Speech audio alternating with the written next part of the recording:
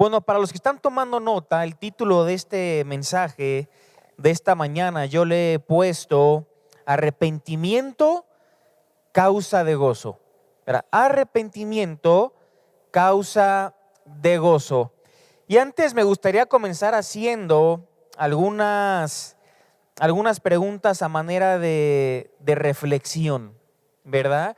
A manera de reflexión. ¿Será acaso, hermanos, que Dios desea o Él quiere que como hijos de Él estemos tristes? Bueno, ahorita lo vamos a ver. ¿Será acaso que Dios provoca en la vida del creyente cierta tristeza? ¿Será que en la Biblia nos habla de una tristeza mala y una tristeza, por así decirlo, buena?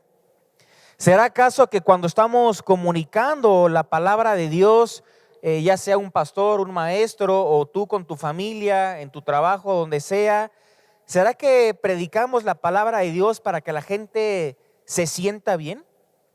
Nosotros predicamos aquí la Biblia domingo tras domingo para que tú puedas salir por esa puerta diciendo, ay, hoy sentí bonito. No, hermano, esa no es nuestra intención, ¿verdad? Y vamos a ver qué es lo que dice la palabra de Dios en 2 de Corintios capítulo 7 a partir del versículo 8. Dice así: porque aunque os contristé con la carta, dice Pablo, no me pesa. Aunque entonces lo lamenté, porque veo que aquella carta, aunque por algún tiempo os contristó, ahora me gozo. Dice, no porque hayáis sido contristados, sino porque fuisteis contristados para arrepentimiento. Porque habéis sido contristados según Dios, para que ninguna pérdida padecieseis por nuestra parte. Porque la tristeza que es según Dios produce arrepentimiento para salvación, de que no hay que arrepentirse, pero la tristeza del mundo produce muerte. Porque he aquí, esto mismo de que hayáis sido contristados según Dios, dice Pablo, ¿qué solicitud produjo en ustedes? ¿Qué defensa? ¿Qué indignación? ¿Qué temor? ¿Qué ardiente efecto? ¿Qué celo? ¿Y qué vindicación? En todo os habéis mostrado limpios en el asunto. Dice versículo 12, así que, aunque os escribí, no fue por causa del que cometió el agravio, sino por causa del que lo padeció, sino para que se os hiciese manifiesta nuestra solicitud que tenemos por vosotros delante de Dios. Quiero leerte este mismo pasaje, pero en la traducción del lenguaje actual para que podamos entenderlo un poquito mejor. Dice Pablo, la carta que les escribí hizo que ustedes se pusieran tristes, pero no lamento haberla escrito. Lo lamenté al principio cuando supe que por un tiempo esa carta los llenó de tristeza, pero ahora estoy contento porque esa tristeza hizo que ustedes cambiaran y que le pidieran perdón a Dios. En realidad, Dios así lo quiso. Por eso, no creo que hayamos hecho mal al escribirles. Versículo 10. Cuando Dios los ponga tristes, no lo lamenten, pues esa tristeza hará que ustedes cambien y que pidan perdón y se salven. Pero la tristeza provocada por las dificultades de este mundo los puede matar. Dice versículo 11, qué bueno que Dios los haya hecho ponerse tristes. Vaya cambio que tuvieron. Así pudieron darse cuenta de que soy inocente y hasta me defendieron. También se enojaron y tuvieron miedo de lo que podría suceder. Sintieron deseo de verme y castigaron al culpable. Con todo esto, ustedes demostraron que no tenían nada que ver en el asunto. Versículo 12, el último versículo. Por mi parte, cuando les escribí esta carta, no estaba pensando en la persona que hizo el daño ni a quién se lo hizo. Más bien, quería que Dios fuera testigo de lo mucho que ustedes se preocupan por nosotros. Hermanos, ¿qué acabamos de leer? ¿Qué está pasando en estos versículos?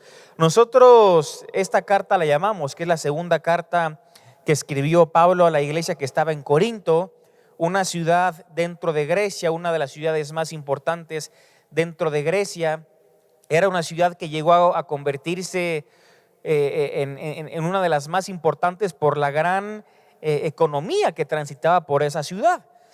Corinto tenía dos puertos muy importantes, donde obviamente todos los días llegaban barcos, llegaba embarcación y había mucho comercio. Y obviamente una ciudad con mucho comercio, pues es una ciudad en crecimiento, y Corinto justamente era una ciudad de esta manera. En Corinto, la cultura griega, pues siempre le daba mucho énfasis a las filosofías, a los buenos maestros, a los grandes exponentes, y seguían a muchos dioses, etcétera. No solamente todo esto, Corinto también se caracterizaba por ser una ciudad sumamente inmoral, pero sumamente inmoral.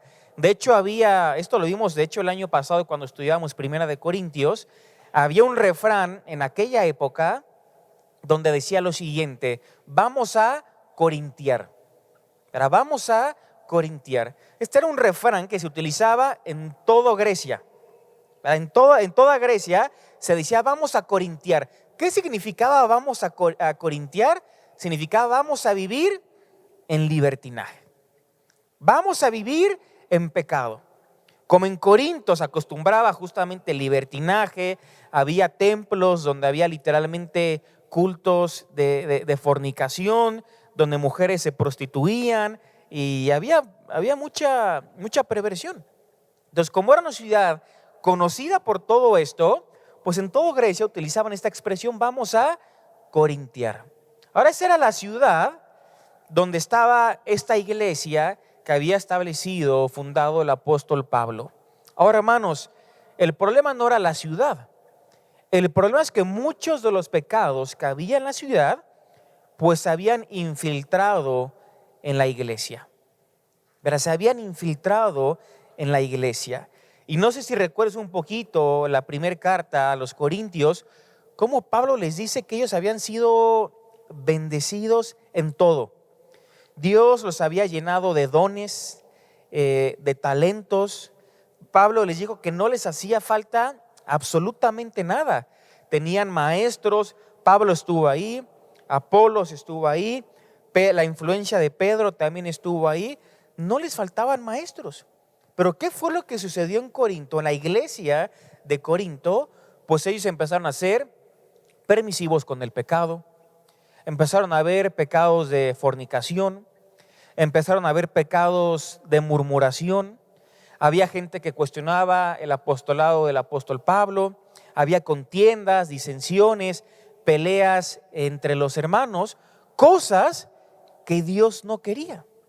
Obviamente esto a Pablo le causó gran tristeza, gran dolor. Él mismo había fundado la iglesia y él sabía que dentro del cuerpo de Cristo, pues esto era algo que él no podía permitir. Y justamente le va a escribir para poder exhortarles y reprenderles a que ellos pudieran cambiar. Ahora, hermanos, es interesante cómo Pablo mismo, cuando se entera de todo esto, va él mismo a la ciudad, pero pareciera que cuando él va a Corinto a visitar la iglesia, todo empeora. Él quería ir a arreglar la situación. Obviamente Pablo no pasaba por alto el pecado, él era un hombre radical y él hace que todo se vuelva, más bien no hubo armonía entre Pablo y la iglesia y todo se empeoró. Y Pablo va a escribir una carta que se la va a dar a Tito y dice, bueno, Tito, llévales esta carta y a ver cuál es la reacción de ellos. Ahora, Pablo, según los versículos que leímos, él tenía temor, él tenía miedo, porque Pablo sabía que era una carta fuerte la que él estaba escribiendo, pero él esperaba que cuando los corintios leyeran esta carta escrita por el apóstol Pablo, ellos justamente pudieran arrepentirse y cambiar la manera en la que estaban viviendo. Por eso el primer versículo que leímos, versículo 8, Fíjense lo que dice Pablo, lo volvemos a leer, solo el versículo 8. La carta que les escribí hizo que ustedes se pusieran tristes. La versión que nosotros tenemos dice, porque aunque os contristé con la carta, dice Pablo, no me pesa. Aunque entonces lo lamenté, porque veo que aquella carta, aunque por algún tiempo os contristó, en el versículo 9 dice, ahora me gozo. Fíjense que la carta que escribió el apóstol Pablo no era una carta fácil de leer. No era una carta que Pablo escribió con el deseo, le dice, voy a escribir una cartita para que se sientan bien, para que, pues no importa si están pecando, no importa cómo están viviendo, yo les voy a recordar que Dios los ama, que vivan como quieran. No, Pablo no va a escribir una carta fácil para esta iglesia. Pablo va a escribir una iglesia, una carta dura. De hecho, dice Pablo que es una carta tan dura que lo que iba a provocar en los corintios, ¿qué iba a ser? Tristeza. Tristeza. Y dice Pablo, no me lamento. Haber escrito esta carta no me pesa. Sí, lo lamenté al principio cuando la estaba escribiendo, cuando yo sabía que esta carta les iba a provocar tristeza. Dice Pablo, pero ahora, al ver la respuesta, me gozo.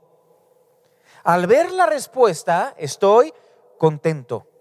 Hermanos, aquí hay algo fundamental que nosotros tenemos que entender, ¿verdad? Antes de que entendamos lo que es el arrepentimiento.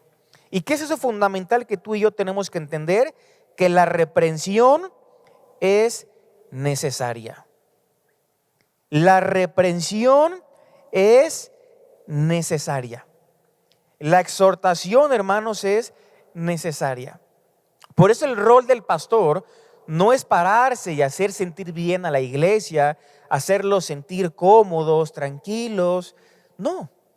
Muchas veces va a haber mensajes que te van a incomodar. Me van a incomodar a mí también. En mi corazón, en mi mente va a provocar a veces hasta tristeza. Y va a ser un mensaje incómodo, un mensaje donde Dios nos está diciendo, esto está mal. Esto no puede seguir así en tu vida y en mi vida. Pero aquí nos damos cuenta que Pablo está diciendo que la reprensión es necesaria. A veces nosotros como creyentes, y no solamente dentro de la iglesia, sino que en cualquier ámbito o en cualquier círculo, queremos evitar la reprensión. A veces hemos conocido padres que dicen, no es que no quiero regañar a mis hijos, porque prefiero mantener un ambiente de paz, porque prefiero que todo siga así, tranquilo, y vamos a hacer como que nada está pasando. Pero no vamos a regañarlos, no vamos a exhortarlos, que todo siga de esta manera. Me gusta lo que dijo una persona, dice, cuando se deja pasar ese momento para mantener una paz inestable, no se cosechan más que problemas. Porque simplemente lo vas tapando, pero dentro de la alfombra se sigue acumulando la basura. Dentro del colchón se sigue acumulando la pelusa si no lo vas tratando. Aquí nos damos cuenta, hermanos, que para todo, dice Pablo, la reprensión es necesaria. Si nosotros no exhortamos, si nosotros no reprendemos el pecado, si nosotros pasamos por alto el pecado, estamos haciendo que se siga desarrollando una situación que puede convertirse peligrosa para la iglesia, para tu familia, para tus compañeros en el trabajo, para con tus familiares lejanos. Cuando dejas pasar algo, se empieza a convertir en algo peligroso. ¿Por qué? Porque simplemente nos queremos evitar un momento de reprensión y un momento de confrontación. Por ejemplo, cuando los padres no imponen disciplina en la vida de sus hijos, ¿verdad? Para justamente evitar disgustos, tal vez de los hijos. Cuando dice la Biblia, el autor de Hebreos, que Dios, siendo nuestro Padre, dice, Dios al que ama, disciplina y azota a todo al que tiene por hijo.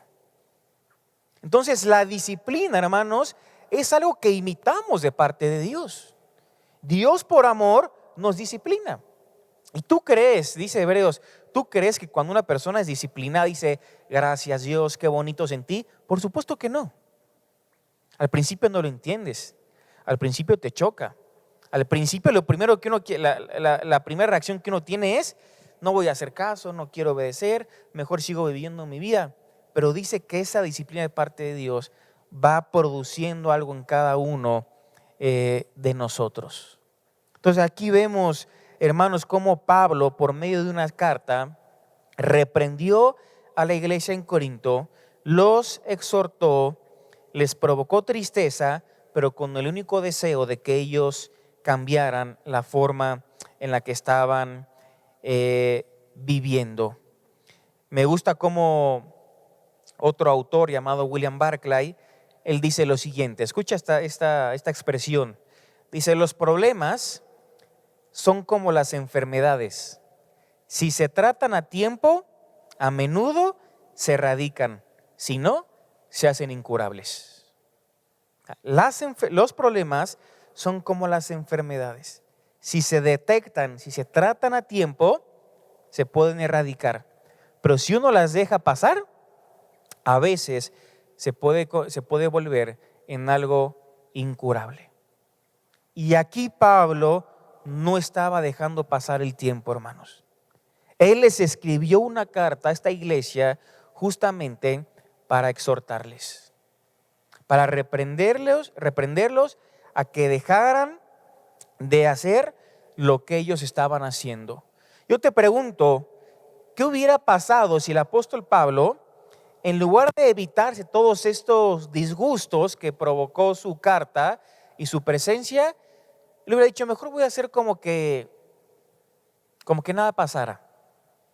No les voy a escribir nada, mejor me voy a hacer de la vista gorda, yo ya estoy en otra ciudad, estoy predicando el evangelio, estoy viajando, voy a hacer como que nada pasa. ¿Qué hubiera pasado si Pablo no hubiera escrito esta carta?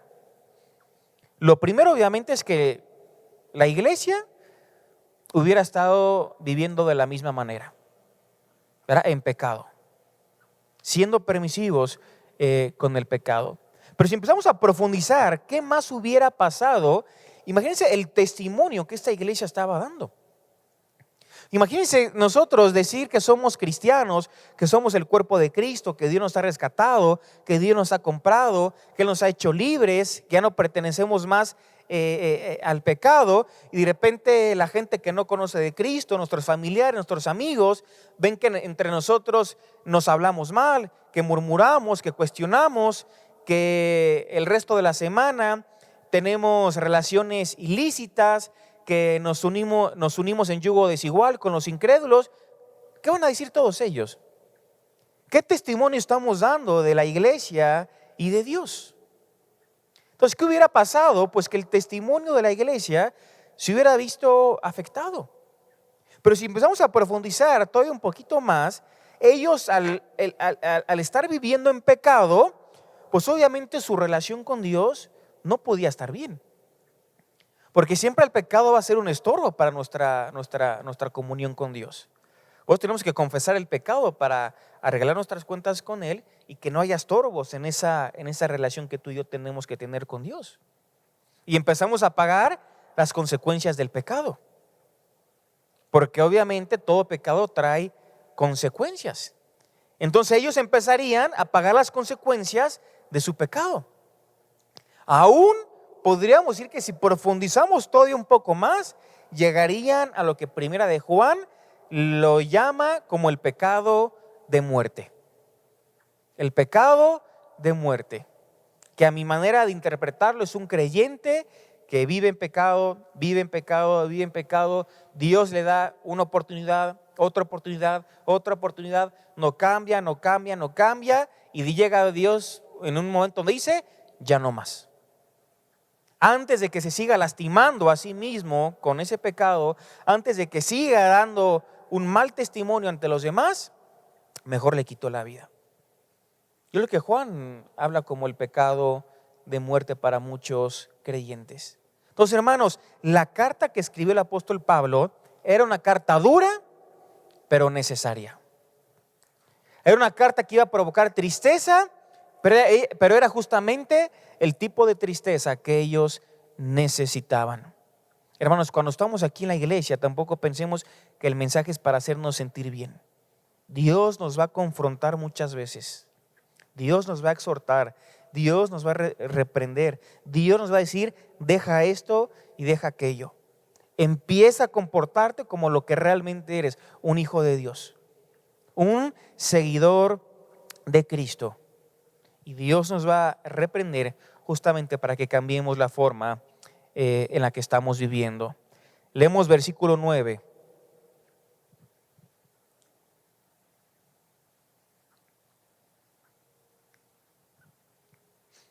Dice Pablo, ahora me gozo. Dice, no porque les haya provocado tristeza, no porque hayáis sido contristados, sino porque fuisteis contristados para arrepentimiento. Y fíjense lo que dice, porque habéis sido contristados según Dios, para que ninguna pérdida padecieseis por nuestra parte. Hermanos, nosotros sabemos por lo que Pablo está escribiendo, que cuando los corintios leyeron esta carta, al principio pues fue algo que les dolió, fue algo que les provocó tristeza. Pero Pablo está diciendo, ahora me gozo, ahora estoy contento. Ahora, ¿por qué Pablo estaba contento? ¿Por qué se imaginan ustedes? ¿Por qué Pablo estaba contento? Porque se arrepintieron. Porque ellos hicieron caso a la exhortación del apóstol Pablo. Porque ellos empezaron a cambiar la forma en la que estaban viviendo. Dice Pablo, aunque les escribí duro y aunque les provocó tristeza, no me pesa, no me lamento, porque esa tristeza causó arrepentimiento. Dice Pablo, Pablo no era un masoquista que se estaba deleitando en el sufrimiento de los demás, en la tristeza de los miembros de la iglesia en Corinto. No, por eso dice Pablo, me gozo, estoy contento, estoy lleno, estoy pleno, no porque les haya provocado tristeza, sino porque fueron contristados para arrepentimiento. ¿Te das cuenta cómo el versículo dice que habéis sido contristados según Dios? O sea, ¿Dios puede causar tristeza en la vida del creyente? Por supuesto que sí. Pero no es una tristeza como la tristeza del mundo, que ahorita lo vamos a ver. Es un tipo de tristeza donde Dios espera que dentro de nosotros surca como fruto de esa tristeza un arrepentimiento. Un arrepentimiento. En la Nueva Traducción Viviente lo dice de la siguiente manera: ahora me alegro de haberla enviado, no porque los haya lastimado, sino porque el dolor hizo que se arrepintieran y cambiaran su conducta. Fue la clase de tristeza que Dios quiere que su pueblo tenga, de modo que no les hicimos daño de ninguna manera. Fíjense qué interesante, hermanos, cómo lo traduce esta versión. Es la clase de tristeza que Dios quiere que su pueblo tenga. La clase de tristeza que Dios quiere que tú y yo tengas. Hermano, no sé si en este momento que me estás escuchando hay algo que en esta semana, este último mes, estas últimas semanas, te ha estado manteniendo triste, con dolor, no te ha estado estar bien, estar en paz. ¿No será acaso que Dios quiere que te arrepientas de algo? ¿No será acaso que Dios está provocando esa tristeza en ti para que puedas cambiar la manera en la que estás viviendo? ¿No será que Dios te está hablando y quiere decirnos algo? Es el tipo de tristeza que Dios provoca dentro de nosotros para que cambiemos, para que nos arrepintamos de la forma en la que estamos viviendo. Por ejemplo, la Biblia de las Américas dice: sino de que fuisteis entristecidos para arrepentimiento. Dice, porque fuisteis entristecidos conforme a la voluntad de Dios, para que no sufrierais pérdida alguna de parte nuestra. Verá, pérdida alguna de parte nuestra. Fíjense lo que dice versículo 10.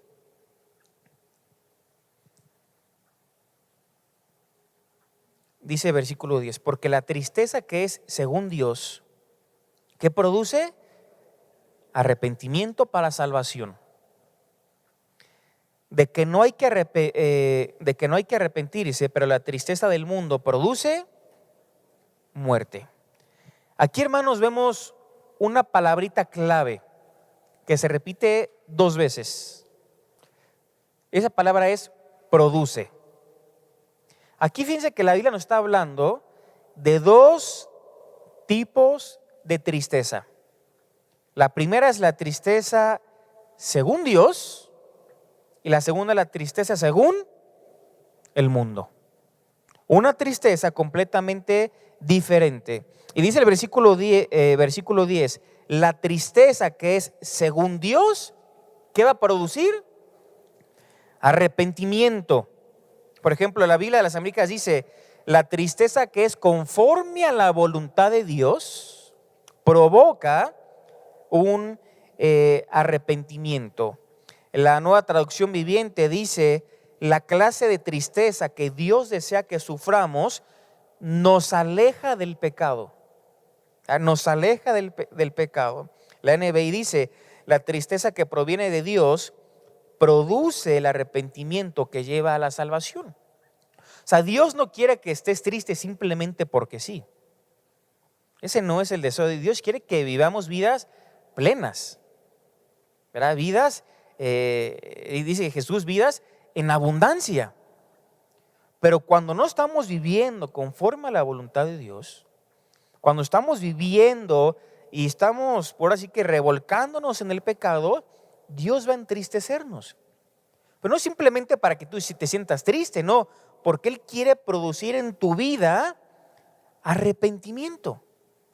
Esa es la tristeza según Dios, que va a producir un cambio en cada uno de nosotros.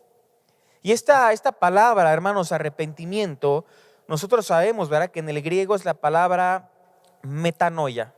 ¿Verdad? Es la palabra metanoia, que literalmente habla de un cambio de mente, un cambio de dirección, un cambio de 180 grados, ¿verdad? Nosotros como creyentes vamos en esta dirección. Un cambio de 180 grados sería ir en una dirección completamente opuesta, completamente contraria. Ese es el tipo de arrepentimiento que Dios quiera. Hermanos, que Jesús, cuando pisó aquí en la tierra y comienza su ministerio público, ¿no era el mensaje que Él predicaba? Que Jesús no decía, arrepentíos porque el reino de Dios está cerca. Era el mensaje de Jesús, arrepiéntanse. Estamos viviendo, según Pablo en Efesios, conforme a la concupiscencia de nuestra carne, a los deseos de nuestra mente, haciendo por naturaleza lo que desagrada a Dios. Y todos estamos en ese mismo camino antes de ser creyentes. Pero escuchamos el Evangelio, lo entendimos, hemos entendido el amor de Cristo hacia cada uno de nosotros. ¿Y qué sucede? Ponemos nuestra fe en la obra de Cristo. Y una fe genuina, ¿qué nos va a llevar? A un arrepentimiento. Una fe genuina nos tiene que llevar a un arrepentimiento. Yo creo en Jesús como mi Salvador, y al creer en Jesús, esa fe me va a llevar a un arrepentimiento, y ese arrepentimiento me lleva a un cambio de dirección, a un cambio de mente. Antes mi mente estaba en esto, ahora mi mente está en otra cosa. Y ese es el arrepentimiento que Dios quiere que tengamos cuando estamos viviendo en pecado. Una tristeza, pero que tiene que producir que tú y yo nos alejemos del pecado y que obviamente nos acerquemos a Dios. Pero la tristeza, hermanos, que es según el mundo, es una tristeza muy diferente. Es una tristeza que produce o puede tener como características remordimiento, amargura, culpabilidad. Estoy arrepentido, pero no porque realmente lo esté, sino porque me cacharon mi pecado, porque se hizo público, porque se enteraron a los demás, porque lastimé a alguien a quien quería, pero no es un arrepentimiento, no es una tristeza que produce arrepentimiento. ¿Te diste cuenta qué produce esta tristeza? Según el mundo, muerte. Muerte. Lo que dice el versículo, fíjense, versículo 10, porque la tristeza que es según Dios produce arrepentimiento para salvación. Dice después, pero la tristeza del mundo produce muerte. Este tipo de tristeza es la que Dios no quiere que tú y yo tengamos. La tristeza según el mundo. Quiero que me acompañes rápido al Evangelio de Mateo.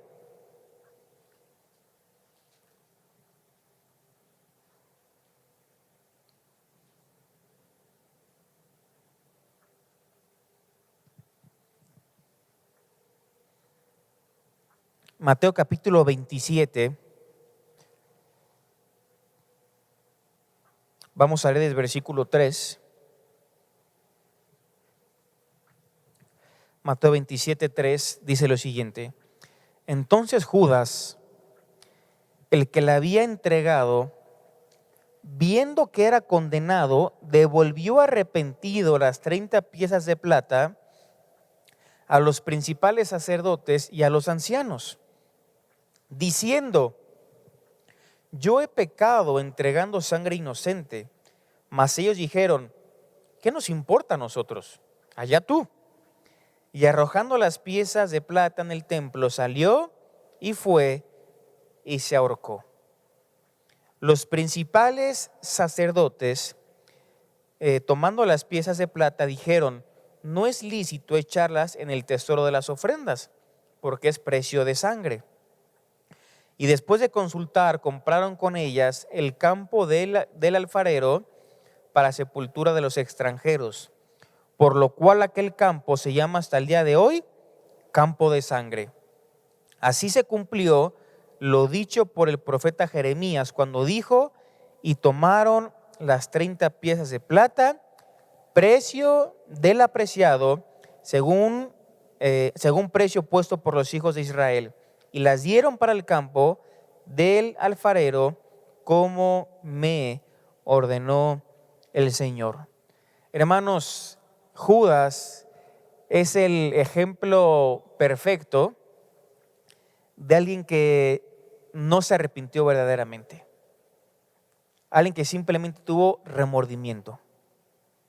Y que esa tristeza, ese arrepentimiento, según el mundo, provocó la muerte. Sí, recuerdas, ¿no? Cómo murió Judas. Justamente lo acabamos de leer. En el campo que compraron, con el dinero que él había obtenido de haber entregado a Jesús, de haber vendido a Jesús, en ese mismo campo, él terminó ahorcándose de un árbol. Se terminó quitando la vida. ¿Cuántas veces no hemos conocido personas que se quitan la vida por la tristeza tan grande en la que se encuentran? Una tristeza según el mundo. Una tristeza que Dios no quiere que tengas. Una tristeza que Dios puede sanar. Una tristeza que Dios quiere tratar contigo. Una tristeza que Dios quiere sacar de tu vida y que empieces a tener una vida plena, en abundancia, en paz. No una vida perfecta y sin problemas, pero sí con una paz que sobrepasa toda circunstancia, todo entendimiento. Ese es el tipo, hermano, de vida que Dios quiere que cada uno de nosotros tengamos.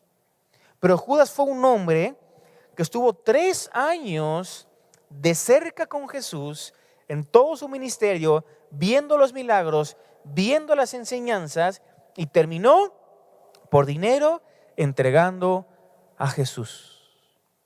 Después no pudo con su remordimiento, entregó el dinero y se terminó quitando la vida. Una tristeza, hermanos, según el mundo. Y es lo que está diciendo Pablo aquí en el versículo 10. La tristeza que es según el mundo produce muerte. Produce muerte. Hermanos, nunca tenemos que olvidarnos que la reprensión que Dios nos hace a cada uno de nosotros siempre es una reprensión dura, fuerte, pero que Él nos da a cada uno de nosotros por amor. Por amor y porque es necesaria para tu vida y para mi vida. Porque si Dios no nos reprendiera, seguiríamos viviendo de la misma manera. Y Él lo hace porque nos ama y porque nosotros la necesitamos. Pasemos al versículo 11. Volvemos a 2 de Corintios, capítulo 7.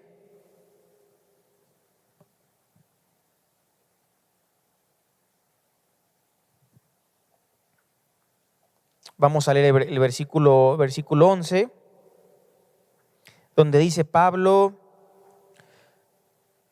porque he aquí, esto mismo de que hayáis sido contristados según Dios. Fíjense que dice Pablo: ¿qué solicitud produjo en ustedes? ¿Qué defensa? ¿Qué indignación? ¿Qué temor? ¿Qué ardiente afecto? ¿Qué celo y qué vindicación? En todo os habéis mostrado limpios en el asunto. Quiero leértelo solo en una versión, la traducción viviente dice: tan solo miren lo que produjo en ustedes esta tristeza que proviene de Dios, tal fervor.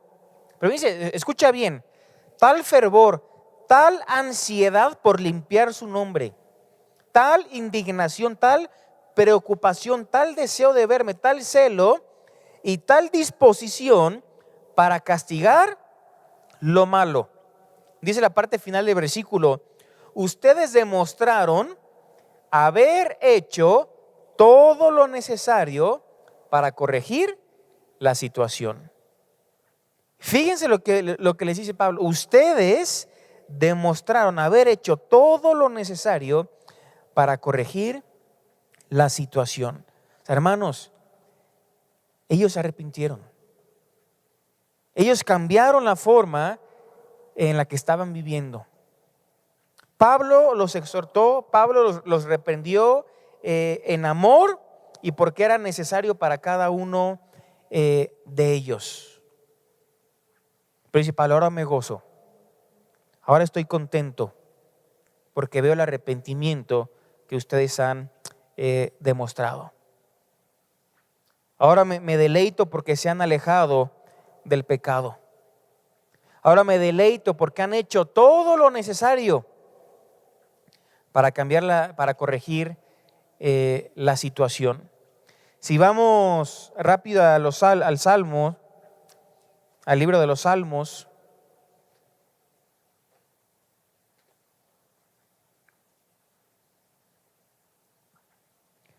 capítulo 51, versículo 1, dice el rey David lo siguiente, Salmo 51, 1. Ten piedad de mí, oh Dios, conforme a tu misericordia.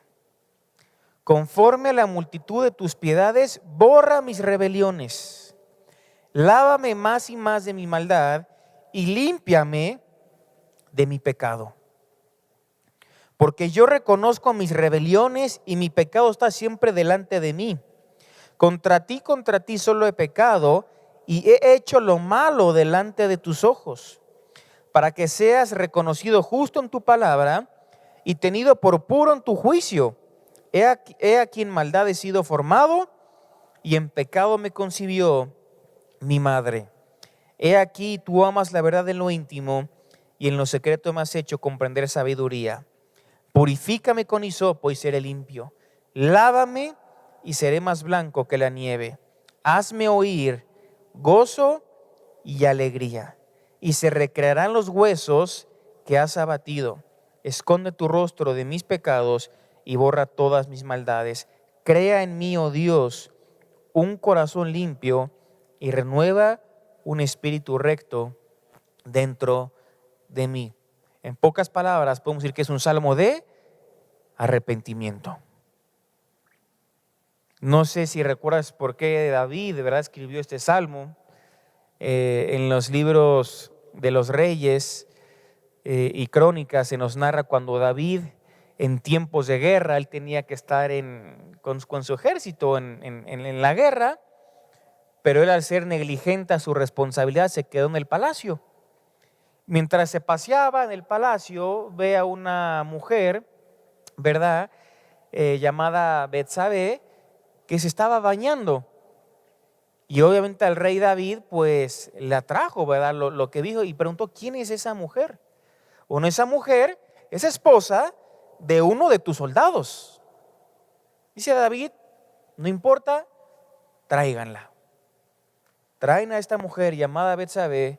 David tiene relaciones sexuales con ella, manda traer, porque ella se embaraza, manda traer a su esposo de la guerra, y David empieza a orquestar todo un plan para que él pudiera acostarse con su esposa. Y este soldado no quiere.